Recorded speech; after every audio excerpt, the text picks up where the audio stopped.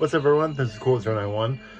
As you can tell, it's been a while since I've made a video. Today I'm going to be showing off some new stuff I've acquired recently. We are, of course, listening to Damar, Turn Off 3 Screws of Sacrilege.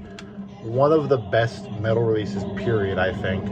I'd say it's the second best war metal release ever, behind Conqueror, and one of the best metal releases, period. So, Damar, fucking incredible stuff.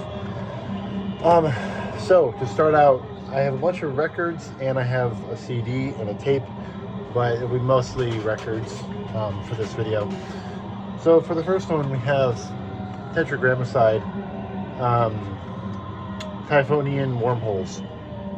This is, I believe, the debut EP from Tetragrde. They are an Indian war noise band. Just fucking incredible stuff. This is like, in my mind, this is like the most noisy and abrasive stuff of Damar, but just an entire album of that. So Damar has like some nuance, you know, there's some breakdowns, there's some chill parts, there's some blistering parts, but then there's some parts that are just pure noise, and that is what this record consists only of. So it's not for the faint of heart, that is for damn sure. But if you can get through, if you can appreciate this, it is one of the most magical experiences I've ever had with an album. It really feels like you're in like a Terminator movie, or like Predator, or something, some kind of like hyper-futuristic dystopian movie. And this record is just fantastic. It primarily is noise, but the vocals are kind of war metal. And then there's some like really fucky like keyboard effects that just sound like pure like computer feedback. It's really fucking unique stuff. So Tetragrde, Typhonian Wormholes, it's not a casual listen by any stretch of the imagination, and if it is, it deserves better than that. It is just fucking great stuff. There's nothing else like it. Next we have Profane Order, Slave Morality. I believe this is the debut album. It's either that or the sophomore album. But regardless, this is Profane Order. Profane Order is a Canadian war metal band, similar to like the Ross Bay scene. Profane Order is easily my favorite of the modern war metal bands.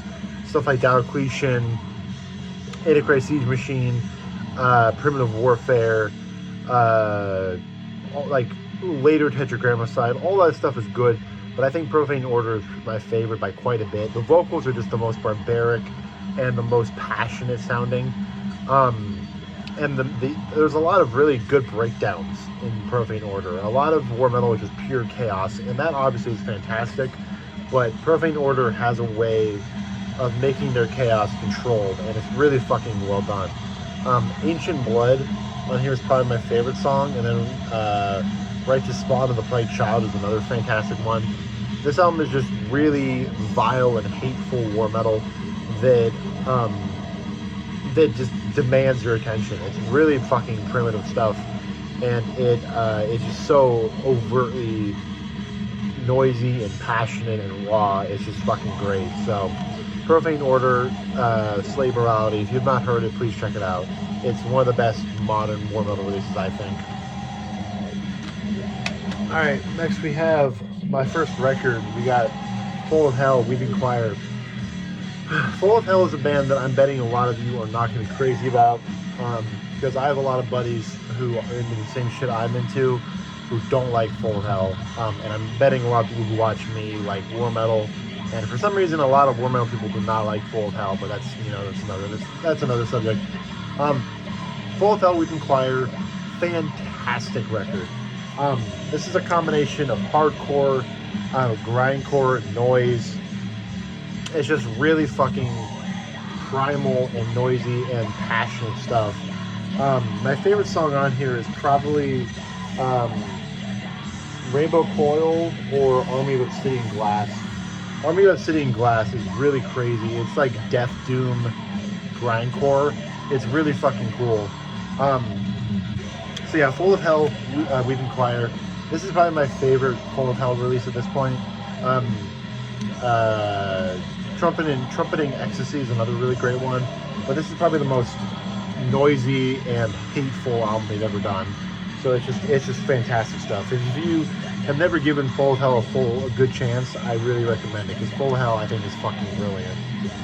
Alright, now we have a very controversial album.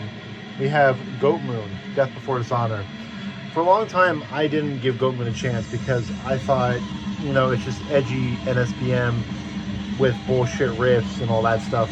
And of course, this is very edgy NSBM, and generally I still don't like NSBM. I think a lot of it is retardedly pathetic. I think like Crystal Knock, Aryan Blood, absurd. As much as the music is good most times, I think the philosophy is fucking retarded. But Goat Moon is interesting because as much as the lyrics are very racial and very genocide oriented, I think it aids the music. You know, it's not the focus of the album, so it makes it a unique experience. It kind of makes it feel more passionate. So like, say, look at like, I guess like Damar is a decent example. Because of the surrounding environment they are in, the music is more hateful and more passionate. So regardless of what the music is about, it becomes more authentic feeling. Sorry, y'all. I got interrupted. I thought since this record is so good too, I just restart this album, so I restarted it. But as I was saying, Goat Moon is interesting because, like I said, the philosophy of this band I think is fucking stupid, but at the same time, it aids in the passion and the conviction behind this album, which I think is really cool. Like I said with Damar or like Goat Moon or Black Witchery, that kind of thing. Regardless of what you believe about them, they are the passion, the hatred, the music conveyed in the music is aided by their philosophy. So while I may not agree with the philosophy of Goat Moon, I think the passion that he has about the subject makes the music more interesting, and it makes it more fun. So yeah, this album is fucking brilliant. I'm thinking of getting into more Goat Moon because of this album. Honestly, I think this is easily better than any Satanic Warmaster I've ever heard. I like Satanic Warmaster a lot. I got a flag right there, but like I said, the passion in this album is just unprecedented. So yeah, fucking fantastic album. It has a lot of memorable songs, a lot of memorable riffs. The vocals are next level barbaric. The drums sound like shit. The guitars sound like bees attacking a person walking by a hive. It's just incredibly raw, but it doesn't lose its passion and hatred, because a lot of raw black metal, its focus is more on the melancholic side, like, I don't know, like Mutilation, Vlad Tepes, Moonblood, Drawing the Light. As good as those bands are, they are more of the melancholic side of raw black metal, and this is on the hateful side of raw black metal. So I personally love it because of that. So yeah, fucking fantastic record. Next we have another big album. We got Mortician, Hyped Up for Barbecue. Before my last video, I had not heard a single Mortician record. Mortician's obviously very well known, but I never listened to them. And after that, my most recent video came out, for some reason I decided to dive really deep into Mortician. So now I own basically every album by them. I own Hacked Up, I own Mortal Massacre, I own Chainsaw, I own House by Cemetery, and Zombie Apocalypse. So yeah, basically all the early stuff. Mortician is fucking awesome. Really chuggy and dirty riffs, accompanied by Will's fucking barbaric vocals and the insanely awesome horror samples. It is just a cheesy horror movie put into a death metal record, and it is fucking great. This is probably my favorite studio album by them. House by Cemetery is really good. Chainsaw is obviously iconic, but this is the one that I think is the most consistent. I think it's the least gimmicky too. Chainsaw, I think, kind of loses some of the passion by the sheer aggression of it. I think House by Cemetery and Hyped Up for Barbecue, I think they kind of, because they show a little bit of refinement, it's able to focus on the more badass riffs and the passion kind of comes through a bit better. So as great as I think Chainsaw and Zombie are, I think Hacked Up for Barbecue and Mortal and House all feature some of the best riffs, and also some of the most passionate riffs and most passionate vocal lines, and some of the best samples too. Blood Craving is one of the best samples I've ever heard on a Mortician song. So yeah, just Mortician, as Count Blagro said, Mortician is Mortician. If you like them, you like them. If you don't, you don't. You can't really be indifferent to them, and I love them, so God bless Will, God bless Mortician.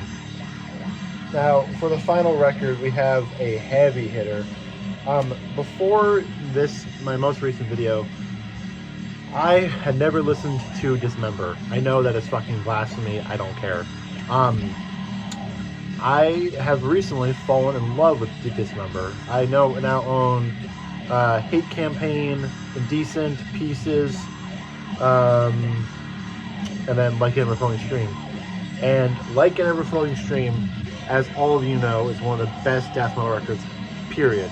Some of the most unique riffs, some of the most just testosterone-filled vocal lines ever, and it has so many unique melodies and fantastically composed subparts of death metal that most death metal bands simply don't have.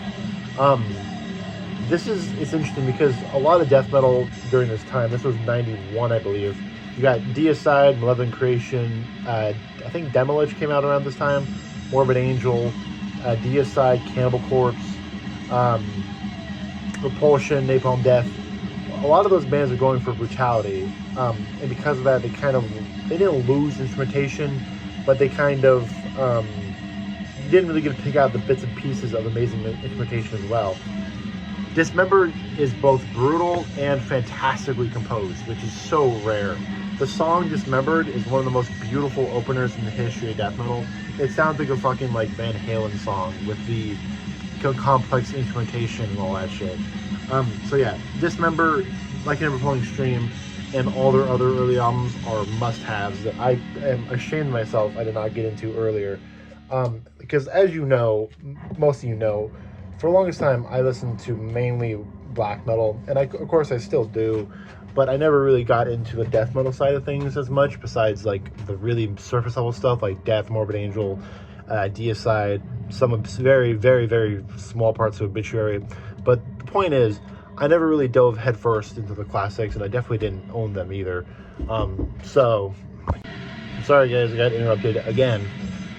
But yeah, as I was saying, I never really dove into the classics as much, and now that I have, I can safely say Dismember is one of the best death metal bands ever, and Like An Ever-Flowing Stream is just, it can't be replicated. It was really lightning in a bottle, and it's brilliant. So, anyway, hope you guys enjoyed the video. Sorry for the multiple interruptions. Please feel free to comment below anything you guys have gotten recently, your opinion on my records I got recently, and yeah, just anything you want to comment. Thanks for watching, and I'll see you guys in the next video. Peace.